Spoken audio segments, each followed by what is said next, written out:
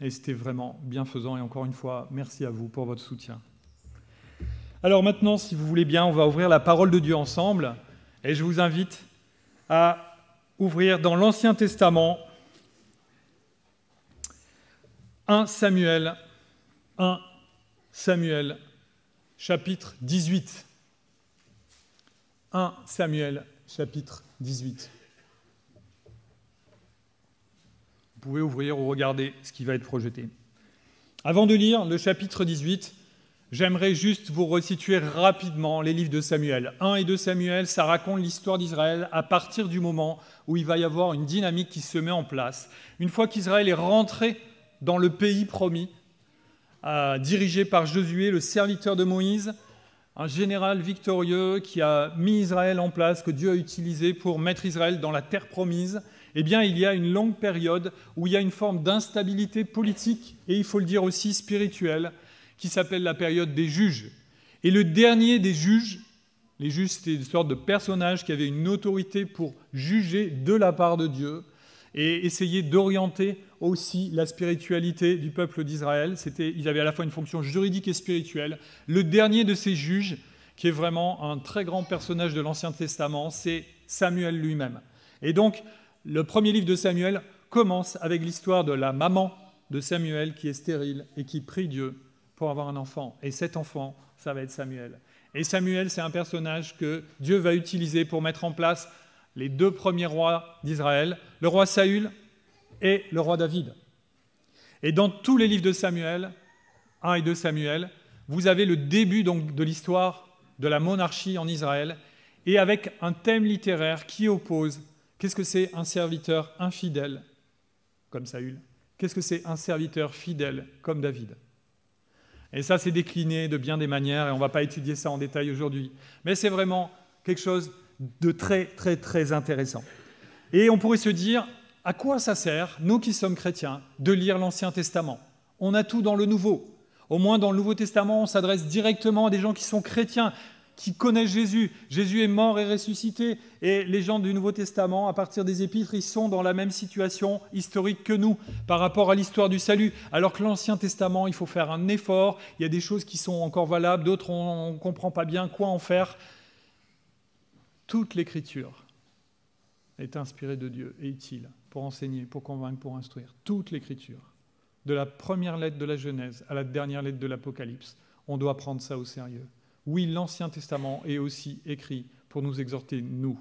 Jésus et les apôtres passent leur temps à citer l'Ancien Testament pour montrer que Dieu est fidèle et que sa volonté s'accomplit. Et dans l'Ancien Testament, ce qui est extraordinaire, c'est qu'on fait des zooms sur la souveraineté de Dieu, sur le cœur de l'homme, sur les situations humaines et sur le plan de Dieu pour se glorifier, pour envoyer son Messie promis. Et vous allez le voir, il y a un peu de cela dans le texte qu'on va lire ce matin, 1 Samuel 18, que je vous propose de lire maintenant. Je vous lis dans la seconde 21. Alors que David finissait de parler à Saül, Jonathan, il s'agit du fils de Saül, Jonathan s'attacha à lui. Jonathan aima David comme lui-même. Ce jour-là, Saül garda David chez lui et ne le laissa pas retourner chez son père. Jonathan fit alliance avec David, parce qu'il l'aimait comme lui-même. Il retira le manteau qu'il portait pour le donner à David et lui donna ses vêtements, y compris son épée, son arc et sa ceinture. David partait en campagne et il réussissait partout où l'envoyait Saül. Celui-ci le mit à la tête des hommes de guerre et il plaisait à tout le peuple, même aux serviteurs de Saül. Alors qu'il revenait de guerre, après que David eut tué le Philistin, les femmes sortirent de toutes les villes d'Israël à la rencontre du roi Saül. Elles chantaient et dansaient au son des tambourins et des triangles, et elles poussaient des cris de joie. Les femmes qui chantaient se répondaient les unes aux autres en disant « Saül a frappé ses 1000 et David ses 10 000 ». Saül fut très irrité. Il prit très mal la situation. Il dit « On donne 10 000 à David et c'est à moi que l'on donne les 1000 ». Il ne lui manque plus que la royauté. Saül regarda David avec bienveillance à partir de ce jour et par la suite. Malveillance, merci. Bravo, c'est bien, vous suivez. avec malveillance à partir de ce jour et par la suite. Le lendemain, le mauvais esprit envoyé par Dieu vint sur Saül, qui eut des accès de délire au milieu de sa maison. David jouait comme les autres jours et Saül avait sa lance à la main. Saül leva sa lance en se disant « Je vais clouer David contre la paroi ». Mais David l'évita par 2 fois. Saül éprouvait de la peur vis-à-vis de David parce que l'Éternel était avec David alors qu'il s'était retiré de lui. Il l'éloigna de lui et l'établit chef de 1000 hommes. David partait en campagne et en revenait à la tête du peuple. Il réussissait dans toutes ses entreprises et l'Éternel était avec lui. Voyant qu'il réussissait toujours, Saül avait peur de lui. En revanche, tout Israël et tout Juda aimaient David parce qu'il partait en campagne et en revenait à leur tête. Saül dit à David « Je vais te donner en mariage ma fille aînée, Mérab.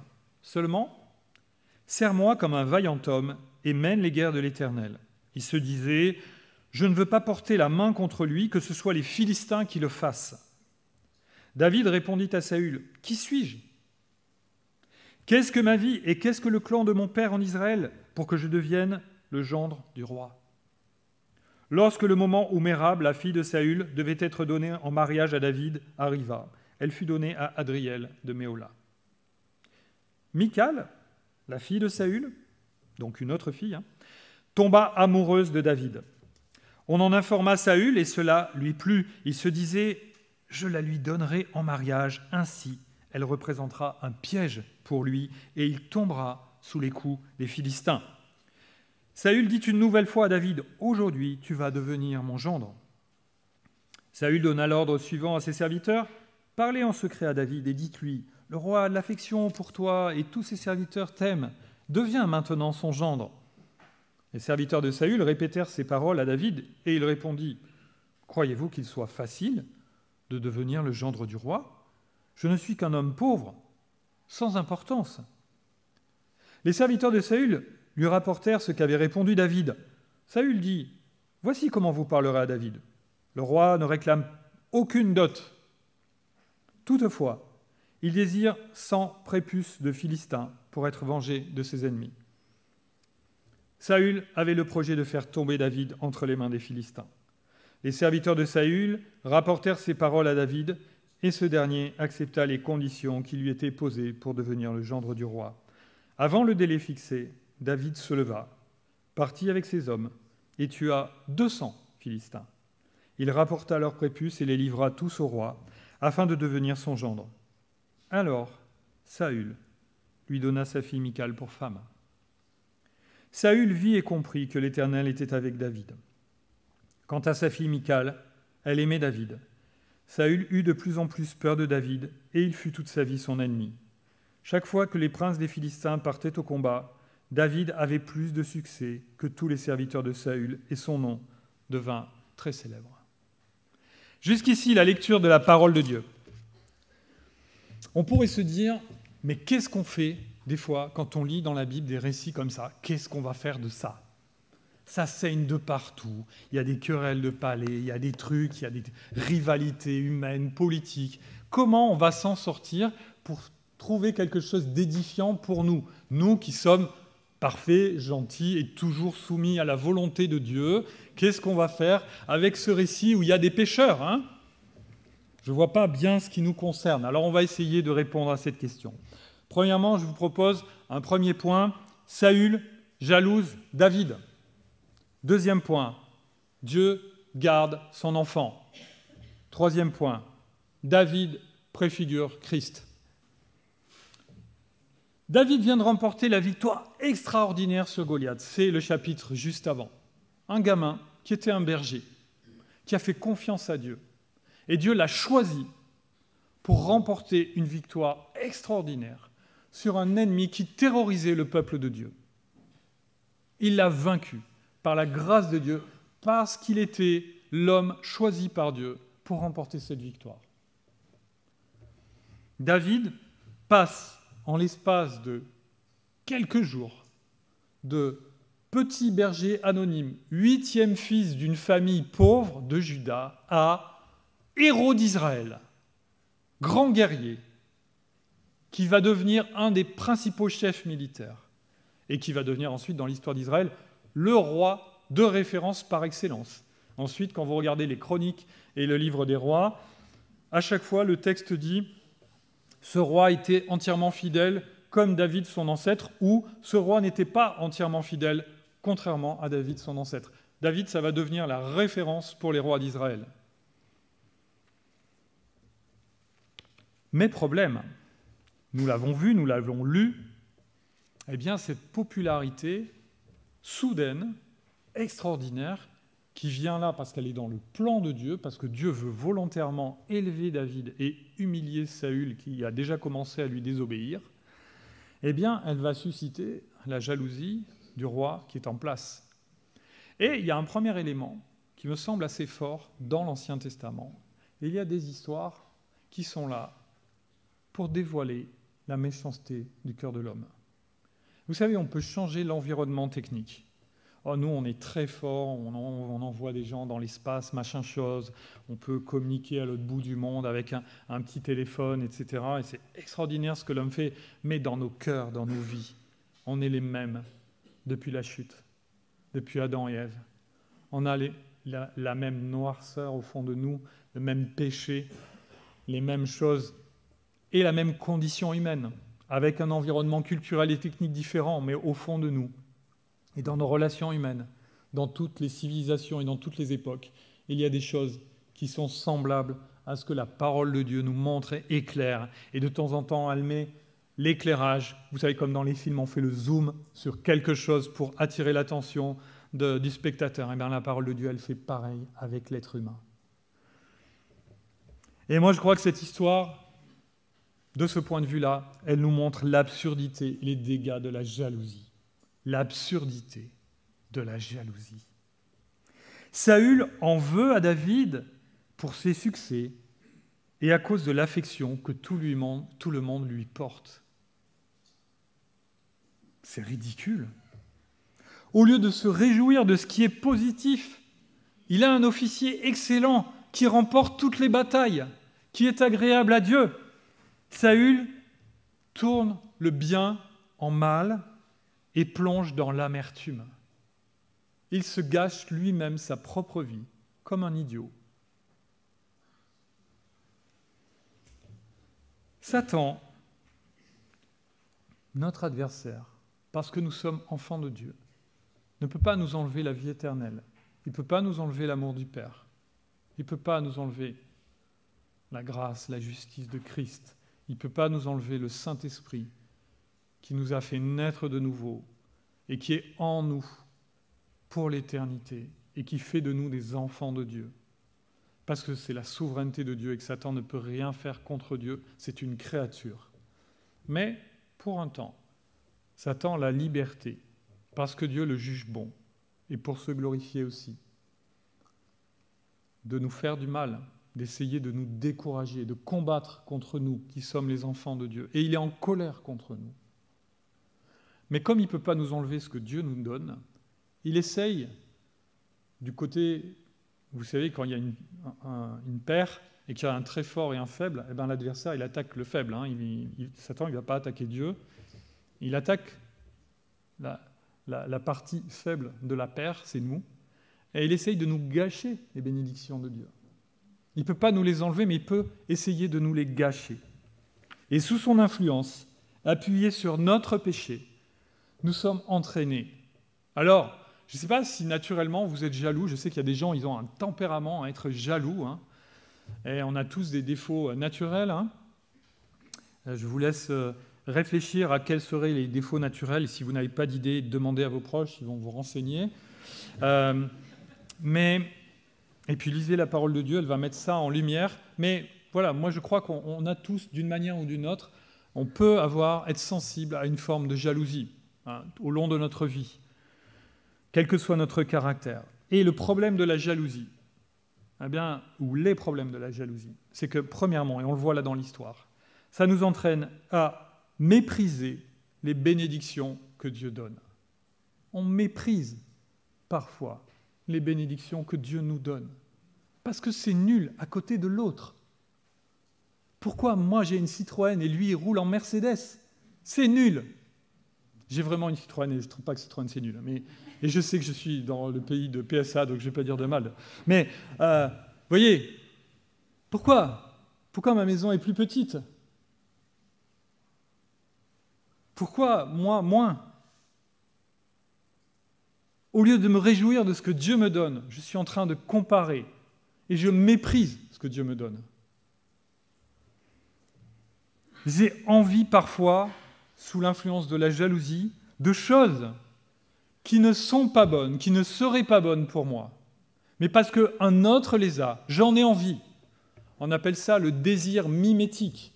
On désire, mimétique ça veut dire par imitation, pour faire la même chose qu'eux. Et ça, notre monde l'a très très bien compris. Nous, on est la civilisation occidentale du XXIe siècle, elle fonctionne sur le mercantilisme. Vous êtes heureux si vous achetez, et vous êtes intéressant pour la société si vous achetez. Vous arrêtez d'acheter, vous n'êtes plus du tout intéressant. Les gens qui ne sont pas capables d'acheter, on les met sur le bord. Il faut des consommateurs. Ça va faire croître tout ça. Ouais, super, on y va. On ne sait pas où, mais on y va. Allez, vas-y, sors ton chéquier. Il te faut une deuxième Porsche, une troisième piscine, une quatrième maison. Et avec ça, tu vas être... on ne sait pas quoi, mais tu vas être. Regarde, les autres, ils ont l'air contents. Et on veut les choses. Et quand vous regardez les publicités, c'est ça. On vous montre un gars, une fille qui sont magnifiques, beaux, tout ça. Ils sont super heureux avec le dernier téléphone, la dernière bagnole, la dernière marque de pâtes. Et donc, on voit, ils ont l'air heureux. On veut la même chose qu'eux pour être heureux comme eux dans la pub. Le désir mimétique. On veut des choses que Dieu n'a pas prévues pour nous. Et au lieu d'aimer ce que Dieu nous donne, on est malheureux parce qu'on n'a pas la même chose que ce que les autres ont. La jalousie, ça nous empêche d'être reconnaissants, de dire merci, de dire vraiment merci. Pas « ouais, merci, ouais, ok, d'accord, merci ». Seigneur, bénis ce repas, merci pour ces aliments. Amen. Passe-moi la purée. Et vous voyez, des fois, on prie vite avant le repas comme ça. Est-ce qu'on a vraiment dit merci? Est-ce qu'on a vraiment rendu grâce comme Jésus rendit grâce avant de rompre le pain, etc. Ou est-ce qu'on est là en train de faire un espèce de rituel qui nous donne bonne conscience? Mais est-ce qu'on dit vraiment merci à Dieu? Est-ce que quand on se lève, on dit merci pour cette nouvelle journée, merci pour cette nature, merci pour tout ce que tu nous donnes, merci pour la santé, merci pour les bonnes choses dans ma vie? Parce que tout ce qui est bon sur terre, c'est Dieu qui en est l'auteur. C'est Dieu qui le donne. Il le donne même aux athées, il le donne même à ceux qui le détestent. Il faudra qu'ils s'en rendent compte. Mais il leur donne des choses bonnes. Et nous qui savons que ça vient de lui, est-ce qu'on sait lui dire merci, merci du fond du cœur? Je ne mérite rien de tout ce que tu me donnes par ta grâce. Est-ce qu'on sait dire merci? La jalousie nous empêche de dire merci. Parce que ce qu'on a, c'est nul. On n'a pas le truc génial qu'a l'autre. Tu m'aimes moins.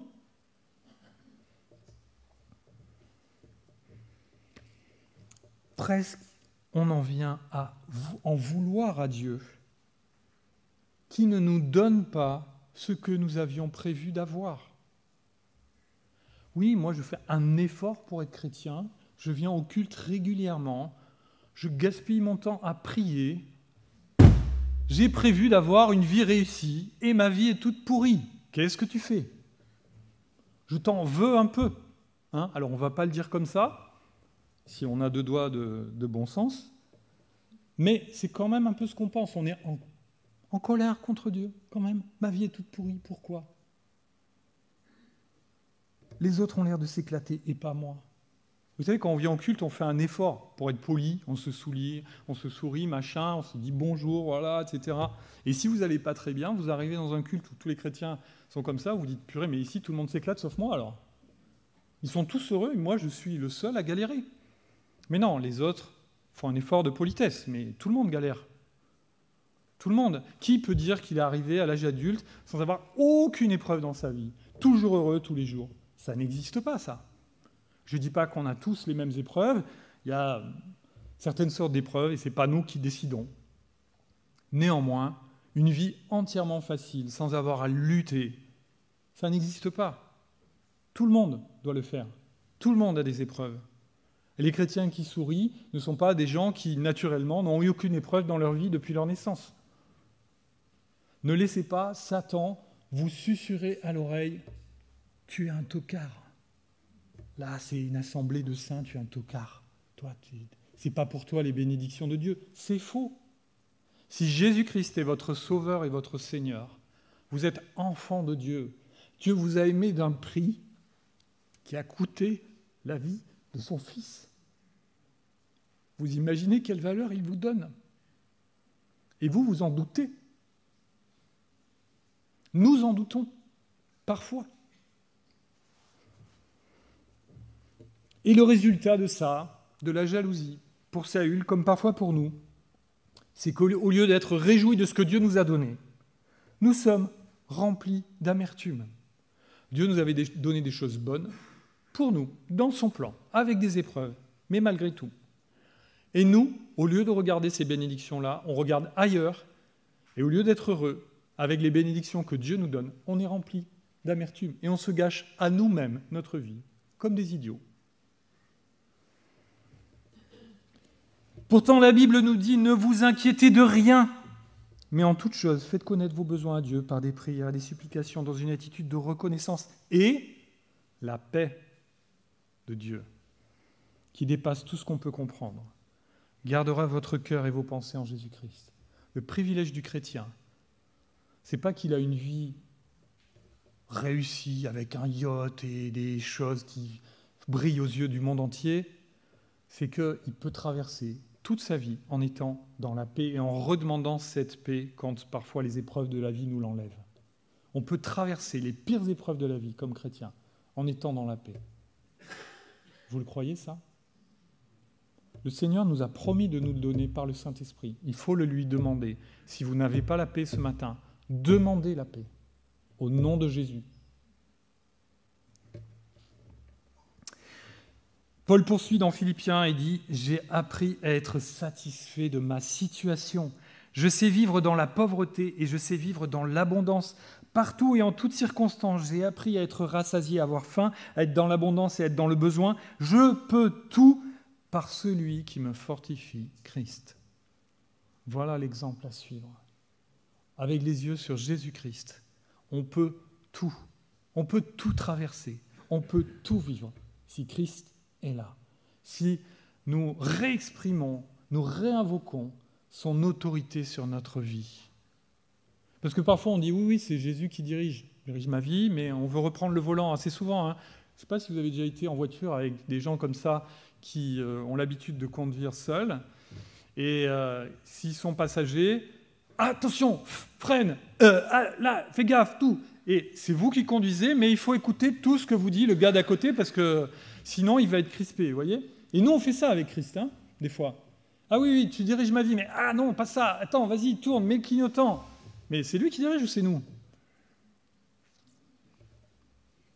L'attitude de Saül produit son propre tourment. Et il va essayer des solutions humaines.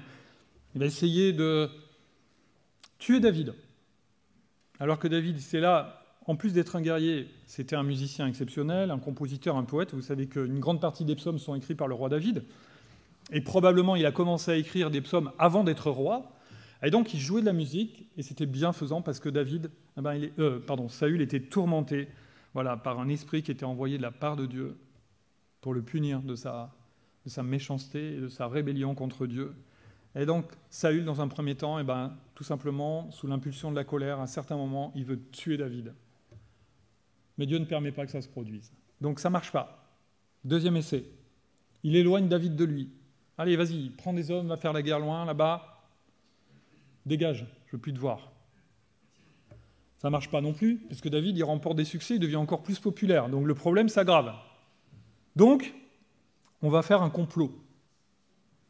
Sous couvert de bien aimer David, on va le mettre dans une situation qui va l'obliger à prendre des risques pour sa propre vie, de telle sorte que c'est pas moi qui l'ai tué. Mais, oh zut, il est mort. Les ennemis l'ont tué. Ah mais c'est pas moi. Non mais moi je l'avais dit, voilà. Et vous avez compris tout le dilemme autour de David est pauvre. Pour épouser la fille du roi, il faut normalement apporter une dot. Il n'a pas les moyens d'apporter cette dot. Donc Saül, il se sert de cette situation pour dire, au lieu d'une dot, tu vas me prouver que tu as tué 100 ennemis, 100 Philistins. Donc c'est la partie un peu sanguinolente du récit. Vous savez, le prépuce, c'est cette partie du sexe de l'homme qui est juste une peau, qui recouvre le sexe, et que les Juifs coupaient par fidélité à l'alliance de Dieu. Donc les petits garçons, à l'âge de 8 jours, dans le peuple d'Israël, ils étaient circoncis. On coupait le haut du prépuce. Ça enlève rien de fonctionnel, mais c'était une marque dans la chair pour montrer qu'il y avait un peuple qui, dans sa chair, était marqué par la consécration à Dieu. Et donc là, le but, c'est pas de consacrer des Philistins à Dieu, en tout cas pas pour en faire des gens fidèles, mais plutôt pour prouver qu'ils sont morts. Parce que pour aller prendre les prépuces des Philistins, il faut les tuer. Personne va donner en disant « j'ai besoin de 100 prépuces, bien sûr, on va faire une collecte ». Non, il faut y aller et les tuer. C'est la preuve qu'il a tué, qu'il va tuer 100 personnes. Et David, au lieu d'en tuer 100, il en tue 200. Ça ne marche pas. Et vous savez quoi ? Plus tard, David, quand il sera roi, il va faire pareil. Un complot contre Uri le Héthien. Et lui, ça va marcher. Il va tuer cet homme. Avec le même genre de complot. La différence entre un chrétien et un non-chrétien, c'est pas que dans le chrétien, il n'y a pas de péché. Mais c'est que dans la vie du chrétien, il y a la solution du péché.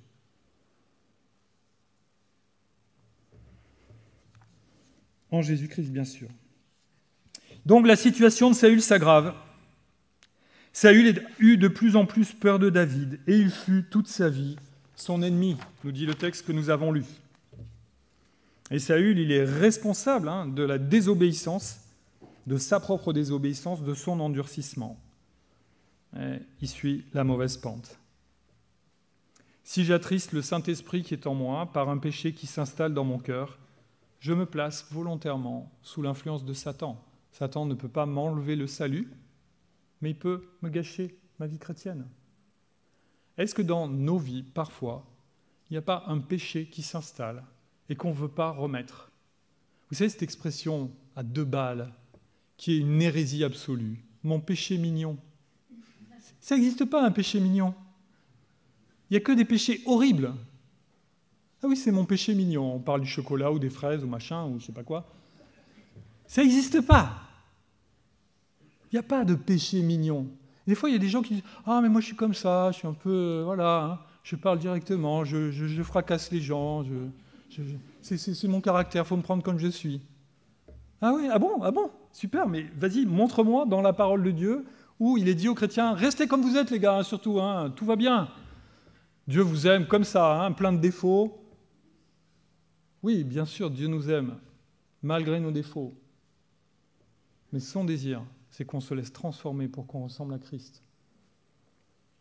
Quand je suis médisant, quand je suis jaloux, quand je suis orgueilleux, quand j'ai des mauvaises pensées qui m'amènent à convoiter les choses ou une femme qui n'est pas la mienne, je n'honore pas le Seigneur. Je ne ressemble pas à Christ. Et je dois le remettre dans la prière jusqu'à ce que ça sorte de ma vie. Et ça prend du temps, ça. Ne croyez pas que ça se fait comme ça. Ça s'appelle la sanctification. On combat chaque jour, quand on est chrétien, contre son propre péché, jusqu'à ce que le Seigneur nous prenne avec lui.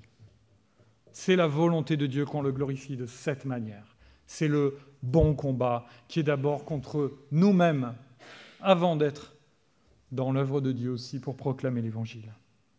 Deuxième point, Dieu garde son enfant.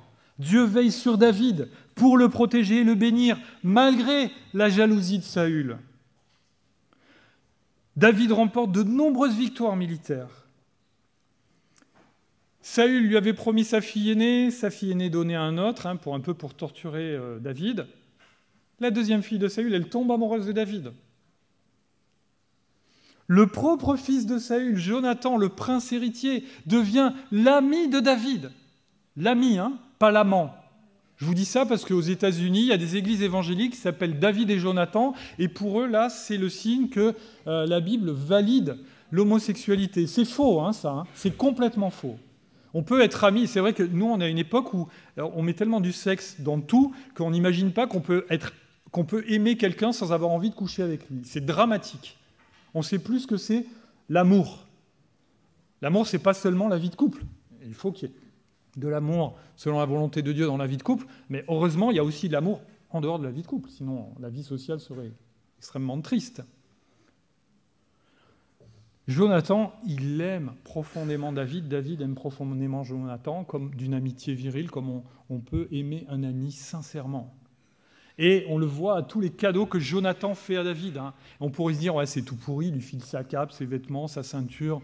Ouais, je veux dire, imaginez à Noël, oh, bah, je t'ai filé mon pantalon et mon manteau de l'hiver dernier. Ah bon, merci, c'est bien, je vais être content avec ça. Non mais, David, c'était un berger, un petit berger. Et le prince héritier lui donne ses attributs de guerrier. Jonathan, c'était un grand guerrier qui était déjà célèbre en Israël pour avoir remporté des exploits. Il lui donne son épée à une époque où, pendant un moment, le texte nous dit qu'il n'y avait pas de forgerons en Israël et qu'il fallait aller chez les forgerons philistins pour faire aiguiser ses outils. Comme ça, ils vérifiaient. Si vous venez faire aiguiser votre fourche, ça va. Mais si vous venez faire aiguiser une épée, ils vont vous dire « Mais qu'est-ce que tu fais avec une épée ? Qu'est-ce que tu vas faire avec ça ?» Ou une lance. Vous voyez ? C'est une manière de contrôler. La métallurgie, nous, ça nous semble, on va à un casto et puis on achète tout le métal qu'on veut, sauf quand il y a une crise avec la Chine. Là, ce n'était pas le cas. La gestion du métal, c'était super précieux. Une épée, c'est hors de prix. Même si vous êtes riche, vous ne pourriez pas forcément acheter l'épée que Jonathan a donnée à David. Donc c'est des très beaux cadeaux. Il va lui manifester une amitié, une fidélité intégrale durant toute sa vie. Tout le peuple célèbre la gloire de David. Et l'Éternel le protège et le bénit manifestement, même aux yeux de son ennemi. Même Saül est obligé de reconnaître que Dieu bénit et garde David. Et qu'il ne peut pas, il n'arrive pas. Il voudrait le détruire, mais il n'y arrive pas. Et ça l'énerve encore plus. Mais ça, c'est le problème de Saül. Comme pour David, Dieu veille sur chacun de ses enfants. Le psaume attribué à David, 33, « Le regard de l'Éternel est sur ceux qui le craignent. » Dieu nous voit chaque jour et nous regarde comme ses enfants précieux. Il nous aime. Il veut prendre soin de nous. Sur ceux qui espèrent en sa bonté, afin de les délivrer de la mort et de les faire vivre, même en temps de famine. Éternel, que ta grâce soit sur nous lorsque nous espérons en toi. Notez bien que Dieu n'enlève pas les épreuves, mais il garde David à travers elles. Êtes-vous enfant de Dieu ? Christ est-il votre Sauveur et votre Seigneur ? Vous êtes-vous repenti de vos péchés devant lui ? Lui reconnaissez-vous l'autorité de diriger votre vie ? La Bible nous invite à garder les regards sur Jésus-Christ afin de vivre selon Dieu et non selon nos penchants. Et Dieu nous gardera dans sa paix et ne permettra pas que nous soyons accablés à l'excès. Dernier point, David préfigure Christ. Et il y a un phénomène dans l'Ancien Testament qu'on appelle la typologie biblique, c'est-à-dire des éléments dans des histoires de l'Ancien Testament qui annoncent l'œuvre de Jésus-Christ, qui est manifestée, expliquée, montrée, décrite dans les évangiles et qui est commentée ensuite dans les épîtres du Nouveau Testament. Et vous connaissez ce phénomène parce qu'il est célèbre, même si vous ne saviez pas que ça s'appelait comme ça. Par exemple, les sacrifices de l'Ancien Testament sont des types de la croix. Par le principe du sacrifice que Dieu a inclus dans le culte d'Israël, il pointe en direction du seul sacrifice qui est agréable à Dieu et qui est capable de couvrir les péchés, le sacrifice de la croix. Donc on dit que les sacrifices sont un type de la croix. Et vous avez aussi ce même phénomène de typologie par rapport à des personnages qui annoncent des facettes de l'œuvre de Christ, de la mission de Christ, de la personnalité de Christ. Vous avez certains prophètes qui préfigurent le prophète par excellence, Jésus-Christ. vous avez des sacrificateurs, Melchisédek, qui préfigure l'œuvre de Christ, le sacrificateur parfait, et vous avez un roi qui préfigure le roi des rois et le seigneur des seigneurs, et c'est le roi David qui préfigure Christ. Alors, ça ne veut pas dire que ces modèles de l'Ancien Testament sont parfaits, comme Christ l'est. Ils préfigurent par certains aspects que la Bible souligne, mais par d'autres, ils sont comme nous, pécheurs, et ils ont besoin de l'œuvre de Dieu dans leur vie pour être sauvés, bien sûr. Alors, de quelle manière, dans notre récit, là, dans ce 1 Samuel 18 qu'on a lu ensemble, de quelle manière David préfigure-t-il Jésus-Christ ? Eh bien, David, comme Jésus-Christ, il est choisi par Dieu pour être roi de son peuple. Parce que dans 1 Samuel 18, David a déjà été choisi secrètement. Samuel est allé dans la maison de son père, Isaïe, et il a oint David.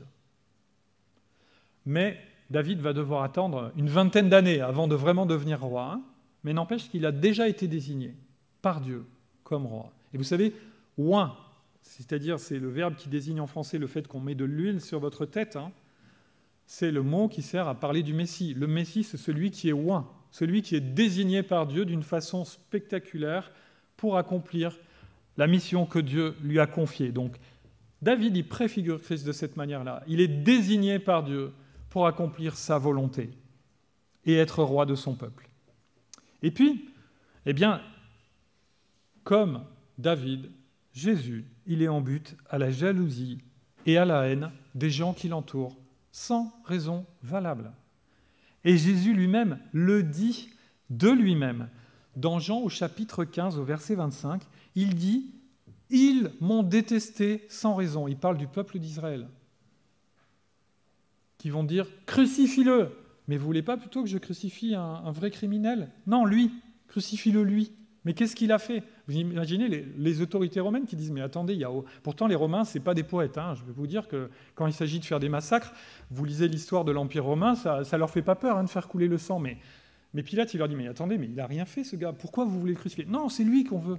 C'est lui qu'il faut crucifier. Il s'est fait fils de Dieu. L'autre, il a encore plus peur en disant « Oula, en plus, peut-être que je vais porter la main contre une divinité, parce qu'il est superstitieux. » Et il a raison. Pas des superstitieux, mais de crainte de... Et Jésus, il dit « Ils m'ont détesté sans raison ». Eh bien, vous savez que c'est une citation d'un psaume de David, le psaume 35. « Ils m'ont détesté sans raison », c'est ce qui est arrivé dans la vie de David et ce que David met dans ses psaumes. Et vous avez des psaumes d'imprécation où David, il dit « Seigneur, regarde mes ennemis ce qu'ils me font. Ils m'ont détesté sans raison ». De façon prophétique, une partie de la vie de David et des circonstances qui ont constitué les luttes de sa vie préfigurent la lutte extrême, absolue, ultime, que Jésus a dû mener pour remporter la victoire sur la mort, sur le péché et sur toutes les autorités qui se sont révoltées contre Dieu. À la croix, Jésus accomplit Genèse 3,15. Un descendant de la femme a écrasé la tête du serpent, a triomphé de Satan et de tous ceux qui l'avaient suivi dans sa désobéissance. La victoire ultime, remportée par Christ, qui nous remplit d'espérance, qui préfigure la nouvelle création, qui nous donne la vie éternelle par l'action du Saint-Esprit dans nos vies. Elle est préfigurée par un roi qui avait été choisi dans l'Ancien Testament et qui a remporté de grandes victoires. Bien sûr, ce n'est pas les victoires du roi David qui nous donnent le salut, mais elles sont là dans l'histoire d'Israël pour montrer Dieu va faire encore un truc beaucoup plus grand. Ça annonce, ça pointe en direction de Jésus-Christ. Et le troisième point commun, il me semble, dans le texte entre David et Jésus, c'est que malgré l'opposition, David y remporte des victoires. Malgré l'opposition, malgré les gens qui veulent l'empêcher. Et Christ, les gens ont essayé de l'empêcher, Satan a essayé de l'empêcher jusqu'au bout. Ah Seigneur, à Dieu ne plaise que cela ne t'arrive pas. Même Pierre a essayé d'empêcher Jésus d'aller à la croix. Que lui dit Jésus ? Arrière de moi, Satan. Tes pensées ne sont pas les pensées de Dieu, mais celles des hommes. Et Jésus remporte la victoire contre Satan. Vous savez, Satan, il est obligé de contribuer à la victoire de Christ. Il rentre, le texte nous dit qu'il est rentré dans Judas, qui allait livrer Jésus. pour faire du mal à Jésus, Satan, il a mis ça en œuvre. Ça a trahi Jésus. C'est dur quand même d'être livré par quelqu'un avec qui vous avez vécu pendant 3 ans, qui était censé être votre ami et qui allait vous livrer aux autorités qui veulent vous tuer. Mais en faisant ça, Satan, il contribue lui-même à sa défaite. Parce que ça va conduire à quoi? À la mort sur la croix. Il est obligé par la souveraineté de Dieu de collaborer à sa propre défaite. Malgré l'opposition unanime contre Jésus, Jésus, seul, tout seul, contrairement à David qui avait des guerriers avec lui, Jésus, il est tout seul. Il est abandonné par tous ses disciples. Il remporte la victoire qui nous donne le salut. Waouh! Gloire à Dieu. Dieu est fidèle. Il prend soin de nous malgré les épreuves qu'il envoie dans nos vies. Restons-lui fidèlement attachés par la foi en Jésus, le serviteur souffrant qui est devenu le roi des rois. Prière. Notre Dieu, notre Père, merci pour le récit de la vie de David qui nous montre ta fidélité à travers les épreuves dans la vie de nos vies, de tes enfants. Merci parce que David annonce et préfigure ton Fils bien-aimé Jésus-Christ, qui est notre Seigneur et notre Sauveur, à nous qui sommes tes enfants. Donne-nous de résister aux mauvais penchants de nos cœurs et de résister au diable en nous soumettant à toi sans réserve par la foi en Christ. À toi seul soit la gloire dans l'Église et dans nos vies. Amen.